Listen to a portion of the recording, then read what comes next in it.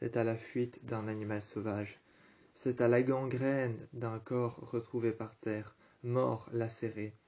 C'est à la fuite d'un animal sauvage.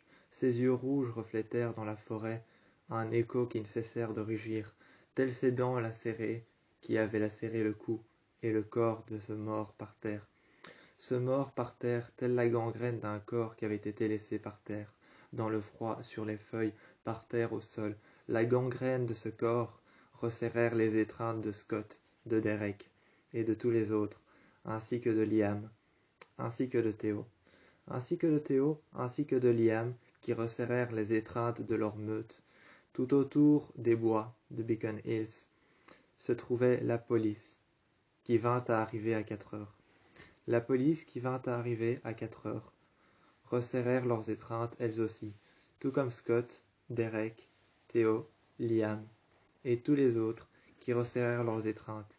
Ils resserrèrent leurs étreintes, telles que celles de leur meute, ainsi que celles du lycée.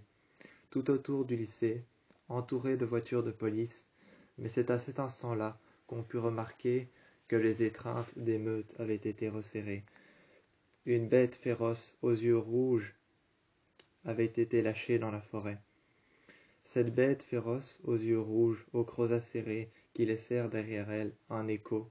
Cet écho qui, plus qu'autre chose, laissèrent derrière elle un silence des plus dévastateurs, faisant ravage dans la forêt et apprenant aux chimères qu'un massacre s'était passé. Ce silence dévastateur qui apprenait aux chimères qu'un massacre s'était passé. Ce silence dévastateur, laissé derrière Scott, laissé derrière sa meute, qui resserrèrent ses étreintes. Un meurtre dans la forêt, d'où la police qui vint à arriver à 4 heures. D'où la police qui vint à arriver à 4 heures. Les suspects qui ont été interrogés. À présent, la police est sur les lieux. Cloué au sol, un cadavre. Cloué au sol, ce même cadavre, ce même regard qui regardait la police. Le shérif et le père de Styles se trouvaient en face de ce cadavre, cloué au sol, le sang qui percutait le sol, les feuilles mortes colorées d'un sang rouge et intense, ce regard perçant et froid, avec un voile opaque sur les iris et la pupille. Par terre, ce cadavre, d'où la police qui vint à arriver à 4 heures. Eh bien, 4 heures plus tard, le shérif interrogea les suspects. Certains n'avaient aucun alibi, certains ne correspondaient pas. Tout ce que l'on savait, c'est que le lycée de Beacon Hills vint à être entouré par la police lui-même, tandis que les étreintes des meutes avec Scott, avec Derek, avec Liam, avec Théo et avec tous les autres, ainsi qu'avec Isaac, avec Théo, avec Scott, avec Liam, avec tous les autres, Derek, Scott, Liam, ainsi que même Allison, avec son arc, l'archer de la meute. Allison, l'archer de la meute, celle qui lance les flèches et celle qui tient son arc. Une arbalète à la main, un arc dans l'autre, accroché dans son dos, des flèches qu'elle dégainait les unes après les autres. Théo, Scott, Liam et encore Derek resserrèrent leurs étreintes, faisaient face aux ennemis, tandis que la police entourait et fouillait les casiers de tous les élèves dans le lycée de Beacon Hills, tandis que la police vint à chercher les suspects les plus plausibles. La police vint à chercher les suspects les plus plausibles. Dans chaque recoin du lycée, ils fouillèrent tous les casiers, ce qui pouvait avoir un rapport avec ce mort qui avait été cloué par terre. Ce mort qui avait été cloué par terre avait été mis à sang et à feu. Cet homme qui avait été cloué par terre, mis à feu et à sang. Son corps était cloué par terre. Dans toutes circonstances, cette bête furax qui avait disparu pendant la nuit était coupable de ce qu'il s'était passé. Ses yeux rouges laissèrent un écho derrière elle, qui fit appel aux chimères, qui elle-même vint alors à se mêler des affaires de la police. Les chimères qui vinrent alors à se mêler des affaires de la police, transformèrent alors cette affaire en un vrai casse-tête. Les chimères venaient à se mêler aux affaires de la police. La police venait à se mêler aux affaires de l'école qui elle-même enfermait à l'intérieur Styles, Malia, Liam, qui lui était dans la forêt, mais à l'intérieur du lycée, Kira, Styles, Lydia, et bien d'autres étaient enfermés à l'intérieur. Bien d'autres, tels que Lydia, tels que Kira, tels que Malia et Styles, étaient enfermés à l'intérieur du lycée. Nous recherchons des coupables, des suspects, ou encore même des preuves concernant cet homme qui a été cloué par terre, lacéré et tué. On s'était acharné sur cet homme. On s'était acharné sur cet homme. Pourquoi? Pourquoi nous étions si faibles par rapport au fait que cet homme avait été tué violemment? Pourquoi nous étions si faibles par rapport au fait que cet homme a été tué si violemment? Son corps avait été laissé tout près de Beacon Hills, dans les bois, près de la forêt. Près de la forêt, dans les abîmes de la forêt, au plus profond, au fin fond de la forêt, avait été laissé le corps de cet homme qui avait été cloué par terre. C'est cela qu'on pensait, être si faible, et que dans un silence dévastateur, derrière nous, un écho, laissé par 2 yeux rouges, des crocs acérés, et un rugissement qui fit alors écho dans toute la forêt, laissèrent derrière elle un silence dévastateur, qui rapprocha de plus en plus les chimères, qui elles-mêmes se rapprochèrent de plus en plus du meurtre. Une alliance était formée entre les chimères et entre les loups. Une enquête était lancée, un silence dévastateur résonnait en écho dans la forêt. C'est autour de la forêt de Beacon Hills, du lycée de Beacon Hills, ainsi que de la High School Academy. C'est autour de cette forêt, la forêt de Beacon Hills, la High School Academy, le lycée de Beacon Hills, ainsi que même l'hôpital et même la forêt.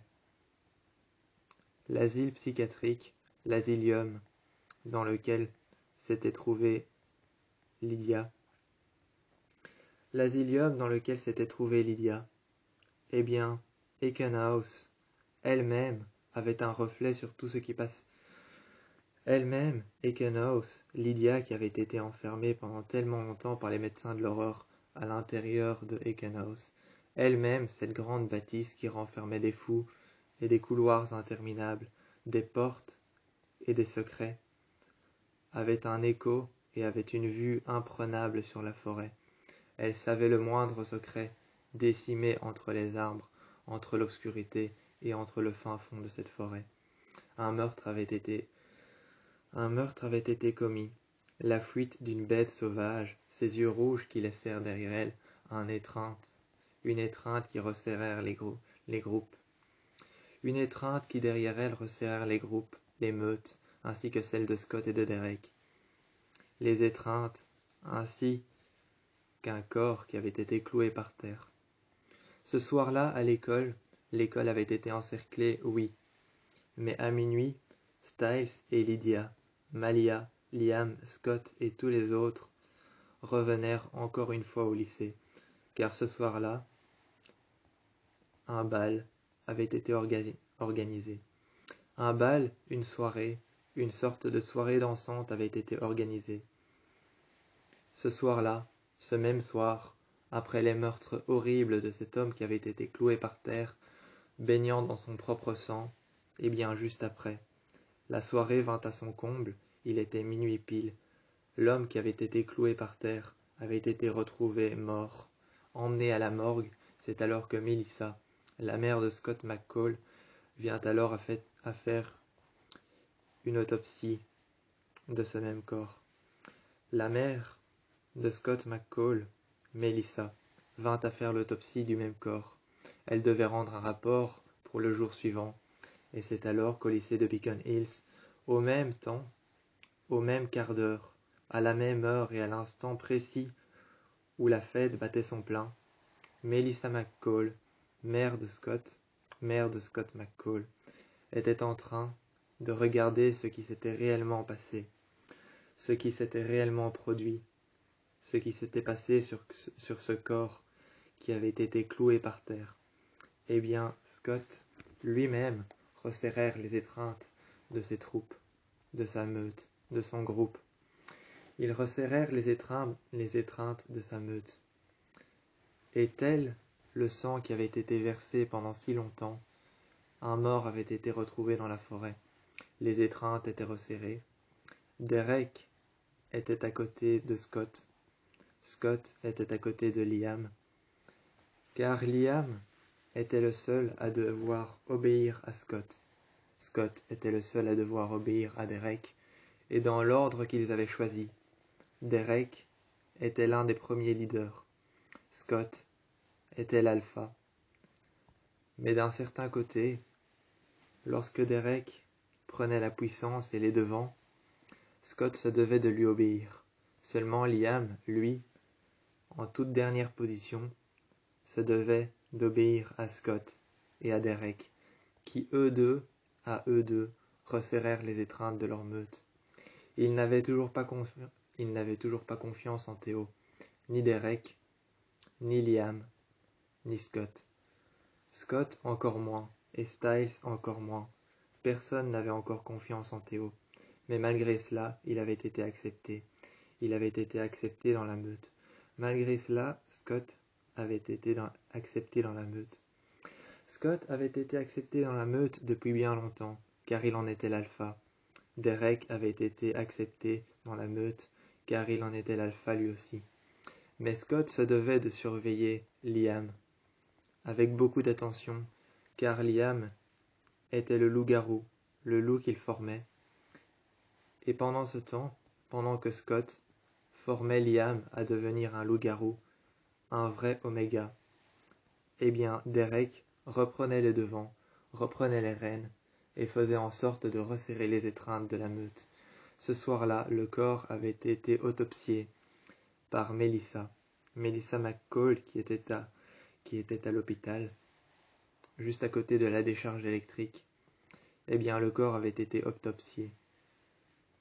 Une croc énorme, blanche, et sans aucune goutte de sang avait été retrouvée dans le cou et dans la nuque de cet homme. Des lacérations de griffes déchirant les tissus musculaires ainsi que la peau avaient été retrouvées. Cela était tellement malsain que Melissa dut sortir pendant 1 minute pour respirer à l'extérieur de la salle d'autopsie. Cela était tellement malsain. Les tissus musculaires déchirés, une dent, une canine et une croc acérées, sans aucune goutte de sang alors que le cadavre a été retrouvé dans la forêt, juste en face des Canaus, baignant dans son sang, cloué par terre. Melissa a dû sortir de la salle. Elle a dû sortir de la salle d'autopsie, sachant que son propre fils, Scott McCall, était occupé de resserrer les étreintes de sa meute. Allant chercher Liam, allant chercher Scott qui partait chercher Derek qui partait chercher Scott, se rejoignirent dans la forêt. C'est alors que, peu de temps après, Scott avait été chercher Styles, Styles avait été chercher Malia, Malia avait couru et été chercher. Malia avait couru dans la forêt et avait été chercher Lydia. Lydia et Malia courèrent toutes les deux dans la forêt et avaient été chercher Allison. Allison, qui sortait de sa maison, tout en prenant ses flèches et son arc, les rejoignirent dans la forêt. La meute était au complet. Styles, Scott et Derek, les 3 principaux, les 2 alphas et Styles, étaient dans la forêt, attendant impatiemment Théo, la seule chimère du groupe, auquel encore personne n'avait confiance en lui. Seulement la confiance allait être gagnée s'il se battait à ses côtés. La confiance allait être gagnée seulement si Scott acceptait que Théo se batte à ses côtés. Il vint alors à accepter que Théo se batte à ses côtés pour pouvoir regagner sa confiance. Il en était la seule chimère du groupe. Pour le moment, Liam vint à arriver. Peu plus tard, Liam vint à arriver. C'est alors qu'on retrouva dans la forêt Scott, aux côtés de Derek, Derek aux côtés de Scott, ainsi que Styles aux côtés de Scott lui-même, et Malia aux côtés d'Allison, Allison aux côtés de Lydia. La meute était au complet. Il y avait Scott, l'alpha, il y avait Derek, il y avait Styles aux côtés de Scott, et il y avait Théo, la chimère. Ensuite, il y avait Allison, l'archer, et après Allison, il y avait la Banshee, Lydia, qui, elle, dans le froid, dans le silence, à l'endroit où l'on a retrouvé le corps cloué par terre dans son sang, juste devant la grille des Kenhouse, eh bien Lydia fermèrent les yeux, juste en face de Styles, se concentrèrent, mais ne sentaient rien, absolument rien. Rien que le silence, le froid, les ambulances et la police. Les ambulances et la police, les ambulances qui arrivèrent à Ekenhouse, qui repartèrent, la sirène de police, qui arrivèrent à un certain endroit, qui en face de l'école se posèrent et s'éteignèrent plus tard. Plus tard, les sirènes s'éteignèrent. C'est tout ce qu'elle entendait. Les sirènes de la police, les échos qu'il y avait dans le parking en face du lycée. Mais à la fête ce soir-là, les néons, les ampoules éclairées, la piscine qu'il y avait chez Lydia, dans sa propre maison, les ampoules éclairées, le bar avec l'alcool, les verres qui avaient été servis à tout le monde. Tout le monde tenait un verre, au moins un verre d'alcool. Mais c'est alors que, face à la piscine, ce soir-là, les lumières viennent à éclairer la piscine. La piscine qui elle-même était froide, reflètèrent la noirceur de la nuit. Cette piscine qui était froide reflètèrent la noirceur de la nuit. On se demandait si même les échos des chimères, le silence dévastateur, étaient à l'intérieur de l'eau. Mais ce soir-là, les tentes blanches qui renfermèrent en dessous les barres à alcool, Lydia, qui tenait dans sa main un verre, Styles à ses côtés qui essayait de lui parler, tant bien que mal avec un verre en main, Allison qui rigolèrent avec Scott. Allison qui rigolèrent avec Scott, qui lui montrait comment tirer et comment faire en sorte de tirer une flèche. Allison montrait à Scott comment tirer une flèche, comment jouer aux archers et comment lancer la flèche aussi loin qu'elle le pouvait. Elle lui montrait comment faire.